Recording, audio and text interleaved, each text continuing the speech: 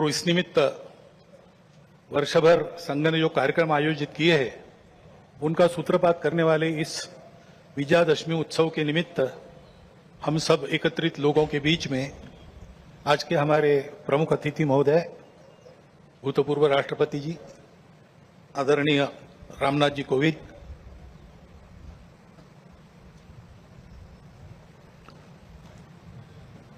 विदर्भ प्रांत के माननीय संघ चालक जी, माननीय सहसंघ चालक जी, नागपुर महानगर के संघ चालक जी, उपस्थित अन्य अधिकारी वर्ग, परम श्रद्धेय संतवृंद, आत्मीय स्वयंसेवक बंधु, नागरिक सज्जन एवं माता भगिनी, यह वर्ष श्री गुरु तेग बहादुर जी के बलिदान का 350वां वर्ष इस नाते और संपन्न होगा। हिंद की चादर बनकर जिन्होंने अत्याचार, अन्याय और सांप्रदायिक भेदभाव से समाज के मुक्ति के लिए अपना सर्वोच्च बलिदान दिया, समाज की रक्षा की, ऐसी एक विभूति, उसका स्मरण इस वर्ष होगा। आज 2 अक्टूबर है, इसलिए स्वर्गीय महात्मा गांधी जी की भी जयंती है। अपने स्वातंत्र्य की लड़ाई में उनका योगदान तो अविस्मरणीय है, परंतु स्वतंत्रता के बाद भारत कैसा हो, भारत का जीवन किस प्रकार के तंत्र से चले, उसके बारे में विचार देने वाले हमारे जो उस समय के दार्शनिक नेता थे, उनमें उनका स्थान अग्रणी है। हिंद स्वराज में उन्होंने वह चित्र का रेखांकन किया है और सादगी, विनम्रता और प्रामाणिकता के प्रतीक, और जिन्होंने देश के लिए अपने प्राण अर्पण किए, ऐसे स्वर्गीय लाल बहादुर शास्त्री जी, उनकी भी आज जयंती है। भक्ति, समर्पण और देश सेवा के ये उत्तुंग उदाहरण व्यक्तिगत और राष्ट्रीय चारित्र कैसा होना चाहिए, इसके आदर्श हमको मार्गदर्शन करते हैं। और आज की परिस्थिति का अगर हम विचार करते हैं तो हमारे ध्यान में आता है कि यह परिस्थिति भी हमसे इसी प्रकार के जीवन की अपेक्षा कर रही है। परिस्थिति एक सी नहीं होती, अनेक रंगों की होती है। तो परिस्थिति में बहुत कुछ अच्छा है, इसलिए बीता कालावधि 1 वर्ष का हमारी आशाएं और विश्वासों को भी दृढ़ करता है और हमारे सामने पुरानी और नई जो चुनौतियां उपस्थित है उनको अधिक स्पष्ट करने वाला भी वही कालावधि है। जैसे प्रयागराज में एक विशाल महाकुंभ हुआ, आधुनिक व्यवस्थापन के सारे कीर्तिमान तोड़कर एक जागतिक विक्रम तो उसने प्रस्थापित किया ही, लेकिन संपूर्ण भारत में श्रद्धा और एकात्मता की एक लहर उसने दौड़ा दी। पिछले साल एक दुर्घटना पहलगाम की भी हुई, हमला हुआ सीमा पार के आतंकियों के द्वारा, 26 भारतीय नागरिकों की उनका धर्म पूछकर हत्या की। लेकिन उसके चलते सारे देश में प्रचंड दुख और क्रोध की लहर पैदा हुई। पूरी तैयारी करके सरकार ने, हमारी सेना ने उसका बहुत पुरजोर उत्तर दिया। सारे प्रकरण में हमारे नेतृत्व की दृढ़ता, हमारी सेना का शौर्य, कौशल्य और समाज की एकता और दृढ़ता का एक उत्तम चित्र प्रस्थापित हुआ। और यह भी वह घटना हमको सिखा गई कि यद्यपि हम सबके प्रति मित्रभाव रखते हैं और रखेंगे, फिर भी अपने सुरक्षा के विषय में हमको अधिकाधिक सजग रहना पड़ेगा, समर्थ बनना पड़ेगा। क्योंकि इस घटना के बाद दुनिया में विभिन्न देशों ने अपनी अपनी जो भूमिका ली, उसमें हमारी ये भी ध्यान में आया कि हमारे मित्र कौन कौन है और कहां तक है। देश के अंदर भी अशांति फैलाने वाले असंवैधानिक उग्रवादी या संविधान विरोधी कहिए उग्रवादी नक्सली आंदोलन पर शासन और प्रशासन की दृढ़ कार्रवाई भी हुई और उनके अनुभव से, उनके विचारधारा का खोखलापन और उनकी क्रूरता का अनुभव होने के कारण समाज भी उनसे मोहभंग होकर विमुख हो गया। लेकिन उनका नियंत्रण तो हो जाएगा। परंतु अब ये उस क्षेत्र में एक बड़ी जो बाधा थी वो दूर होने के बाद उस क्षेत्र में न्याय की स्थापना हो, विकास वहां तक पहुंचे, सद्भावना, संवेदना और सामरस्य वहां स्थापित हो, इसके लिए समाज की भी और शासन प्रशासन की भी योजनाएं चलनी पड़ेगी, क्योंकि इनका अभाव ही ऐसे उग्रवादी ताकतों के पनपने का कारण बनता है। इससे त्रस्त मनुष्य दूसरा कुछ उपाय दिखता नहीं, इसलिए निराश होकर उनको प्रश्रय देता है। ये न हो इसलिए ऐसी योजनाओं की आवश्यकता है। आर्थिक क्षेत्र में भी हम आगे बढ़ रहे हैं, ऐसा जो प्रचलित परिमाण है दुनिया के, उसके आधार पर कहा जा सकता है। हमारा देश आर्थिक क्षेत्र में आगे बढ़े, इसलिए आर्थिक जगत के हमारे उद्योगी बंधु, विशेषकर तरुण उद्योजक, इनमें एक मादा भी दिखता है, उत्साह भी दिखता है, इच्छा आकांक्षा भी दिखती है।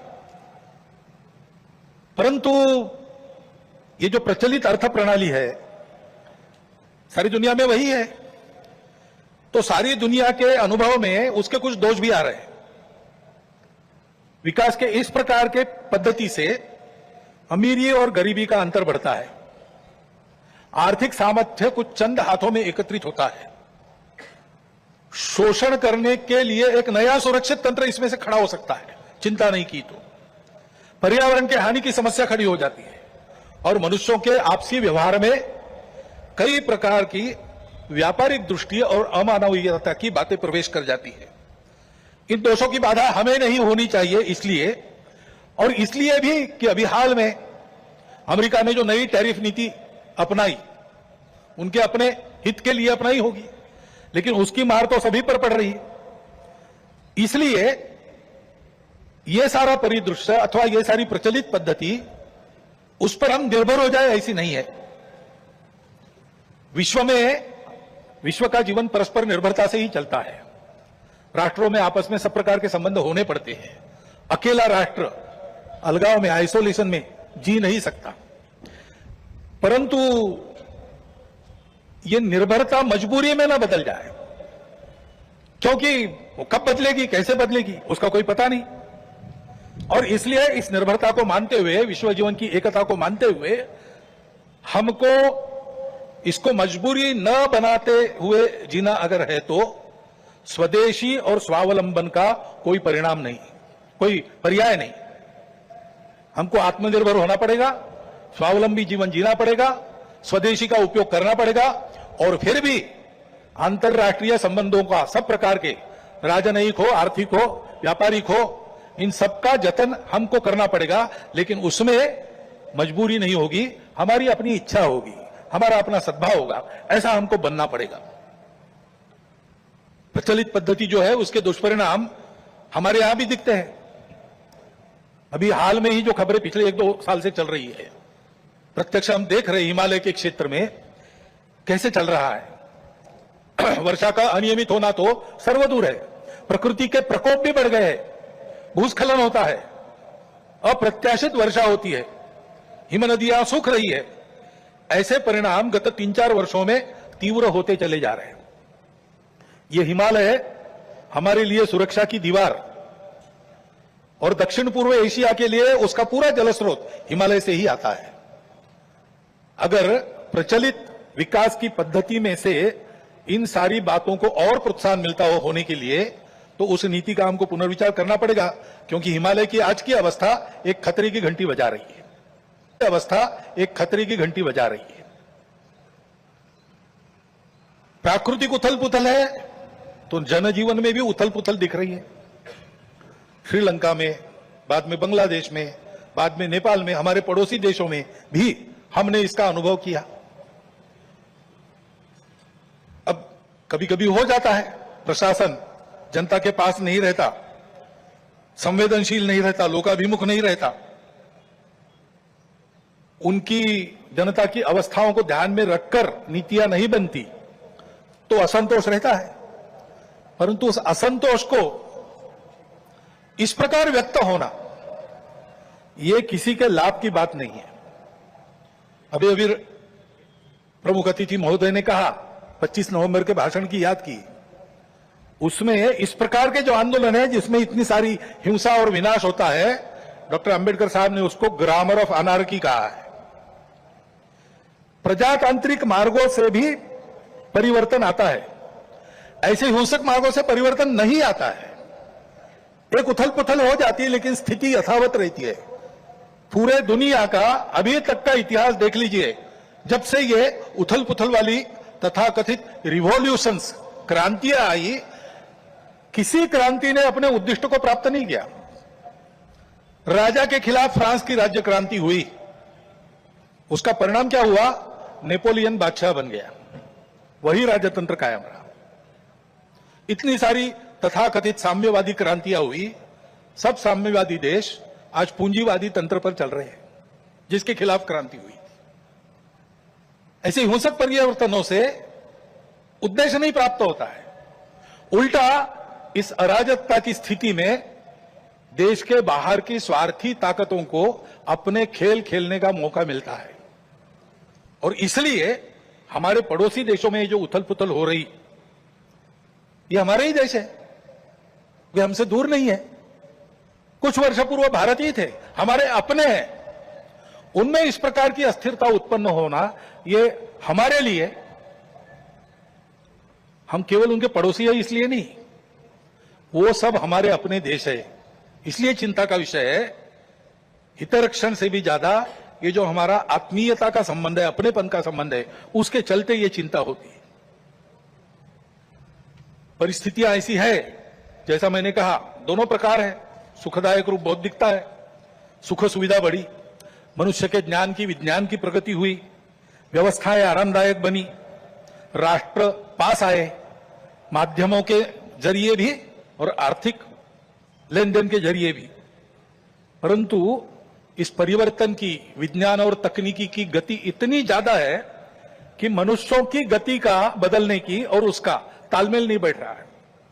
इसलिए भी मनुष्य जीवन में कई प्रकार की समस्याएं, युद्ध, अन्य छोटे बड़े कलह, ये तो सब चल ही रहे। प्रकृति के उग्र प्रकोप को हम अनुभव कर रहे हैं, लेकिन परिवारों में भी टूटन आ रही है। नागरिक जीवन में बढ़ता हुआ अनाचार, अत्याचार दिखाई देता है। इसके शमन के, इसके उपाय चलते हैं, प्रयास हुए हैं, परंतु इसका पूर्ण निदान होने में वो असफल हो गए। और उसके ऊपर अस्वस्थता, कलह, हिंसा को बढ़ाते हुए विश्व में सब प्रकार की परंपरा, मांगल्य, संस्कृति, श्रद्धा, इसका संपूर्ण विनाश ही आगे परिवर्तन लाएगा। ऐसी उल्टी विचारधारा, विपरीत विचारधारा और घातक विचारधारा लेकर चलने वाला एक नया पंथ उदय में आया। बहुत पहले आया, आजकल वो भारत में भी अपने हाथ पैर फैलाने की कोशिश कर रहा है, सभी देशों में। उसके कारण जो समाज जीवन की अस्त व्यस्त अवस्था हुई है और एक तरह से अराजकता की ओर सारा समाज बढ़ रहा है, ऐसी संभावना दिखती है, उसका अनुभव सब देशों में हो रहा है। और इसलिए इन सारी परिस्थितियों को लेकर विश्व जब पुनर्चिंतन करता है तो वो भारत की ओर अपेक्षा से देखता है, भारत इसका कोई उपाय निकाले, ऐसे विश्व में भी अपेक्षा है। और सौभाग्य से भारत में एक आशा की किरण ये दिखाई देती है कि नई पीढ़ी में देशभक्ति की भावना, अपने संस्कृति के प्रति आस्था और विश्वास का प्रमाण निरंतर बढ़ा है। संघ के स्वयंसेवकों सहित समाज के व्यक्ति और समाज की संस्थाएं अभावग्रस्त वर्गों की निस्वार्थ सेवा करने के लिए अधिकाधिक आगे आ रहे हैं। समाज स्वयं को सक्षम अनुभव करता है और इसलिए कई बातों में सरकार के पहले पहल करके अपने सामने की समस्याओं का खुद ही निदान करने में यशस्वी हो रहा है। यह भी एक अच्छा लक्षण है और इसलिए ऐसे सब कार्यों में समाज का सहयोग संघ भी अनुभव करता है, अन्य ऐसे काम करने वाले संगठन और व्यक्ति भी अनुभव करते हैं। प्रत्यक्ष सहयोग और सहभाग, इसकी इच्छा समाज में बढ़ रही है और बुद्धिजीवियों में भी अपने देश के, हमारा कोई स्वतंत्र अलग ऐसा कोई प्रतिमान, ऐसा कोई मॉडल हो सकता है क्या, इसकी खोज करनी चाहिए, ऐसा चिंतन बढ़ रहा है। क्योंकि भारतीय चिंतन दृष्टि एक विशेष है। हमारे प्रमुख अतिथि महोदय ने जितने नाम लिए उन सहित स्वामी विवेकानंद से लेकर तो महात्मा गांधी जी, दीनदयाल उपाध्याय, राम मनोहर लोहिया जी तक, इन सब लोगों ने इस प्रकार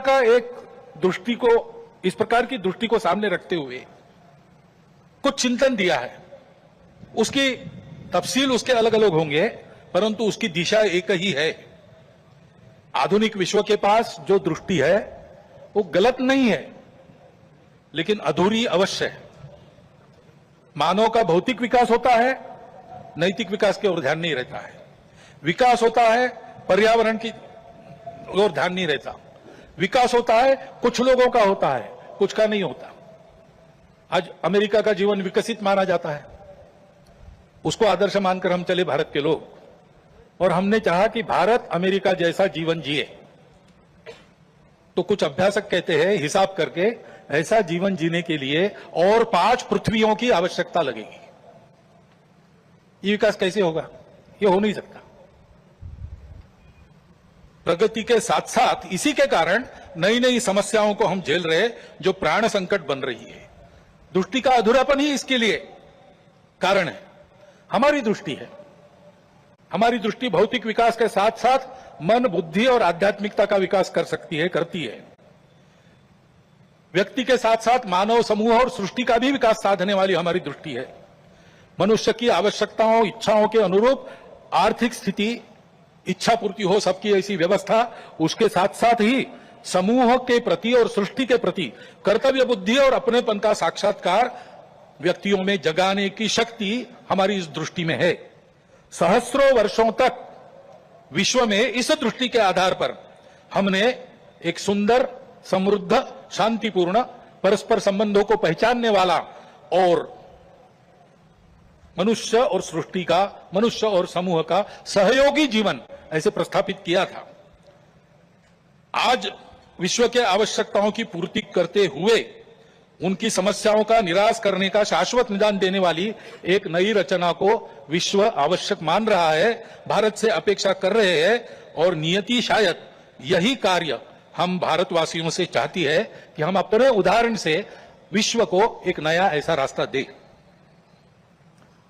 संघ 100 साल से ये सारा चिंतन, इन सब महापुरुषों का चिंतन लेकर, संघ का चिंतन नया नहीं है, वो अपनी दृष्टि के आधार पर अपने यहां परंपरा से चलने वाला आज तक आया हुआ यहां तक चिंतन है।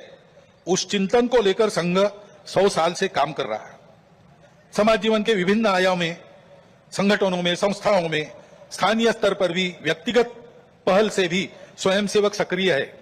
समाज जीवन में सक्रिय ऐसे अनेक सज्जनों के साथ भी सहयोग और संवाद स्वयंसेवकों का चलते रहता है। इन सबका जो संकलित अनुभव है, उसके आधार पर संघ का कुछ चिंतन है। वो चिंतन आज के कार्यक्रम में आपके सामने रखना, ये मेरे भाषण का प्रमुख उद्देश्य है। पहली बात है कि विश्व की व्यवस्था में परिवर्तन तो आवश्यक है, विनाश टालना है तो अनिवार्य है, परंतु हम एक विपरीत व्यवस्था में इतने आगे बढ़ गए, सारी दुनिया आगे चली गई, हम भी आगे चले गए। अब एकदम अगर पीछे मुड़ेंगे तो गाड़ी उलट जाएगी। इसलिए इस गति से आगे बढ़ते बढ़ते हुए धीरे धीरे छोटे छोटे कदमों से हमको मुड़ना पड़ेगा, एक लंबा मोड़ लेके पीछे आना पड़ेगा। देशकाल परिस्थिति का ध्यान रखते हुए हम अपनी समग्र और एकात्म दृष्टि के आधार पर अपना स्वयं का विकास पथ बनाकर विश्व के सामने एक यशस्वी उदाहरण रखेंगे, तब इस व्यवस्था का परिवर्तन प्रारंभ होगा। अर्थ और काम के पीछे अंधी होकर भाग रही दुनिया को धर्म की दृष्टि देनी पड़ेगी। वो धर्म पूजा नहीं है, वर्शिप्स नहीं है, वो धर्म खान पान रीति रिवाज नहीं है, वो धर्म इसके परे सबको जोड़ने वाला, सबको उन्नत करने वाला, सबको साथ लेकर चलने वाला, प्रजा की, सृष्टि की धारणा करने वाला धर्म है। उस धर्म का मार्ग हमको अपने उदाहरण से विश्व को देना पड़ेगा। भारतवर्ष को ऐसा होना ही पड़ेगा, ऐसे संघ मानता है 100 साल के अनुभव के बाद।